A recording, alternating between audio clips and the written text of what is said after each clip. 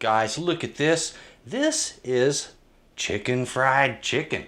I want to show you how to make this beautiful, delicious, iconic dish, and it is fantastic. Good morning. Today I'm going to be making some fried chicken. Okay, if I'm going to make this, first of all, we need to address the name. Fried chicken? Come on. What does that mean? Is it just fried chicken? Well, yeah, it is. It's fried chicken. But in the South, we refer to things by the term chicken fried when we mean dry battered. So that's what that's about. So today we're going to be doing a dry batter technique on some chicken to make an extra crunchy, crispy batter. I'm going to be seasoning it in just a special way, and I'm going to be preparing the chicken before cooking in a special way too. So today we're going to be making fried chicken. It's delicious and it's a great recipe. This is one you need to try. I'm looking forward to showing it to you. Now let's get in the kitchen and let me show you what I got in here, okay? Alright, I'm about to fill my oil. Now something I want to mention, when it comes to the oil you use, I like to use peanut oil, but do whatever suits you the best. If you're allergic to peanuts, of course you already know you can't use peanut oil. But I like this stuff for its flavor, folks. Peanut oil tastes really good, and if you look at the balance of oil, what's in it, the balance of fats that are in it, peanut oil is pretty healthy for you. So that's what I'm using. Put about an inch in your pan. Now something else I want to mention is make sure that you get a thermometer down in there. You're going to need something to know the temperature of that oil, because we're going to be frying at a specific temperature. This will be about 325. Now folks, as you see, I have a wide variety of goodies out here, and here's what we're doing. We're doing chicken breasts, and I'm going to take these, we're going to flatten them out here in just a little bit, and with that we're going to be using some salt, garlic, cayenne, and black pepper to season it. Now over here I have items for our batter, and that's going to be eggs, milk, and flour. Alright, now you might be thinking, hey, what about buttermilk? You know what, buttermilk works in this, but this time I'm teaching it this way. Over here on the side I have more ingredients. These are for our cream gravy. So I have a pint, 2 cups of heavy cream right here, a quarter of a cup of flour, you probably won't need quite that much, and 6 tablespoons of butter. And we're going to use this to make a beautiful cream gravy. I'll add some spice to this also to bring out flavors from it that will match with the chicken. So we're going to have a beautiful meal that all pairs up together. All of these work wonderfully. Now folks, when we need to prep out our chicken, the easiest way I've ever found to do this, you can use your hand by the way, but the easiest way has just been to take a pan and pound it out, okay? The best way I've ever found of flattening meat of any kind was just doing this. And I recommend, if you're going to use a pan, find one that's got a bit of a curve on the edge so it doesn't scar the meat or cut into it. But this does a better job than the meat mallets or anything else I've ever found. Give your skillet a try. Now I've been busy spicing my chicken, a little bit of salt, as you see there, and a bit of the garlic powder. You might be thinking, wow, that's too much. Trust me, it really isn't. If it looks like I'm going heavy on the spices, folks, there is an explanation on this. Do that. And one last thing. Before you switch this off thinking, oh, he just ruined it, I want you to watch this next clip. Now folks, I have taken my cutlet and I've seasoned it heavily. And when it comes to doing this kind of seasoning, let me explain something. When you're baking, if you season the way I'm seasoning now, the food would be inedible, because it would be just, there's way too much. However, something that needs to be mentioned here when it comes to deep frying, and that's what we're doing today, is it's down in enough oil that it's deep frying, okay? When you're deep frying, there's a lot of oil there. Now what makes these spices spicy, in some cases they'll burn the palate because they have capsaicin in them, or in other cases maybe like garlic, it's just spicy flavored. But regardless of which ones you're talking about, they all are spicy because of their oils. It is the oil in that powder that makes it hot. It's the oil in the garlic that gives it its intense flavor. What happens when you mix two things that are alike? They disperse. One oil is going to disperse into the other. That's what's happening on your spices here. Even though you see a lot of cayenne going on here, don't worry about that. 90 to 95% of the oil in that cayenne that would normally make it just too hot, that gets washed out into the frying oil. And the chicken isn't that spicy when you eat it. It's a little spicy. That's the reason we use the cayenne. If you don't like cayenne, try the paprika or just dispense with. But this is a good recipe with cayenne, and when you try it this way and you realize what deep frying with spices, how that works, you're off and running. Give this a try. It's good. Folks, it is time for us to make our batter, and this is as simple as this. Crack your eggs into a bowl, put the milk in there, and beat the two together. That's the wet part of your batter. You have a wet part and you have a dry part, and the dry part is right over there. I'm going to remove this little membrane. It's bothering me. Now folks, I have placed my meat down here. It's in my flour. I've dusted it before I start my actual battering.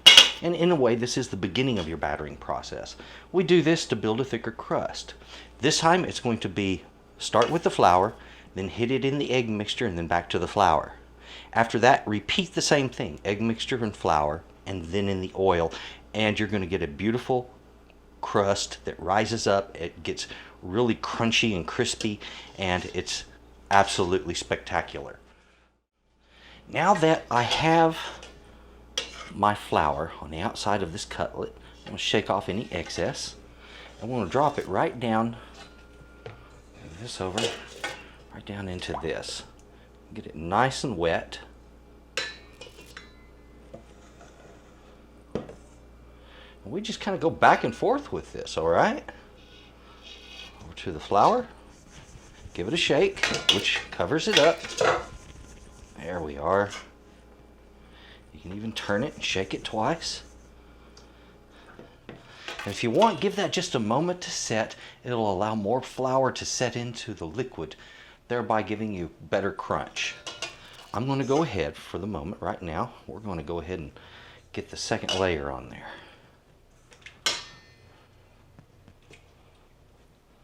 So you've just seen a full layer of batter already applied. Pardon my bowls, they're noisy. There we go. Yeah. See, that shaking method works so well for this. It covers the cutlet easy.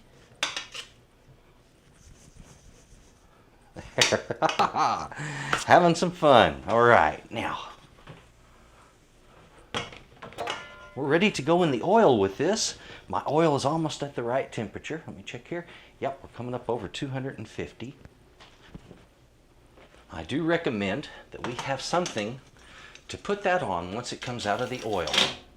I'm going to use a pan rack. And you can put a pan rack on a pan. You can put a pan, you can put a pan rack on a plate. Whatever combination you want to do. But what this does is it allows the fried item to drip off. You can use paper towels also, but I find that that gets steam underneath it and you lose some of that crispy quality. The pan rack prevents that from happening. All right, it is time to go ahead and get this cooked up. Now, when I put this in my oil, I want to lay it in there away from me, okay? So, like this. There we go. You just let it do its thing, folks. That is going to come out beautiful in a short time. But what we need to turn our attention to now is right down here. Time for the cream gravy, all right? Now, you need to turn some heat on underneath that butter and get it melted. Now that I have my butter melted, I'm going to sprinkle in some of my flour and stir that in. I still have that flame going on underneath there. Now, I'm not going to put in all of this 1/4 of a cup.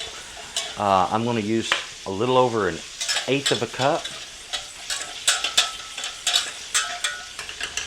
There we go. Now this is important. Allow your roux to cook. What I've made here is a roux. And there's different ways of doing roux. Sometimes they're thick and pasty. Sometimes they're like this and kind of foamy and fluffy. And I like this because it's very, very, well, it's flexible. It's versatile and it's hard to mess this one up. Let's take a look at that meat. Sounds good. Oh yeah, look at that. Needs a little more time, needs to be a bit darker.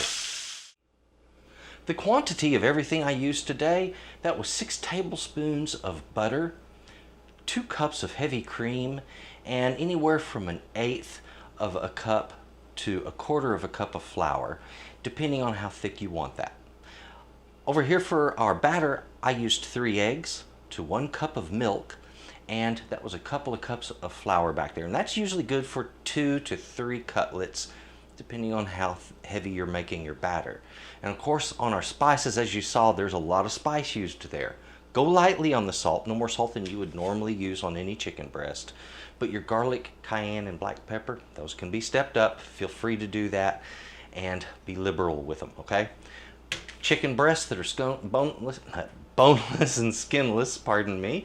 Chicken breasts that are boneless and skinless, and that way you can pound those out without problems.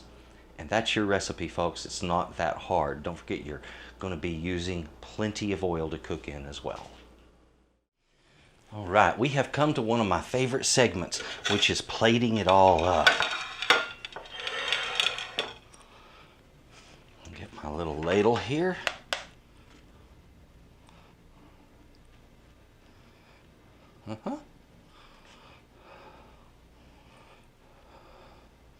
Of course, the nice thing about a really crunchy batter like the one I just did, the really cool thing about it is it stands up to gravy, okay? There we go. And I'm thinking I'm just going to part the seas right here, right down the middle, from one side to the other.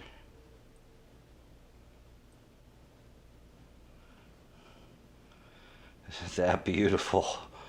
Oh yeah. There it is, ladies and gentlemen. That is chicken fried chicken.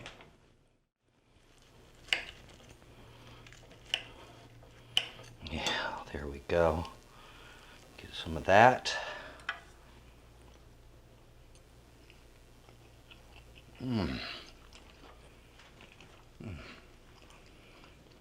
Oh, those flavors. This is good chicken. Don't worry, the spice, it's not hot and spicy. Remember, that cooks out in the oil, and it did. The gravy is spot on perfect. It's a beautiful dish, folks. If you haven't tried chicken fried chicken, please give this a try. It's definitely worth your time. You're gonna love it. You're gonna love that cream gravy. Just so rich.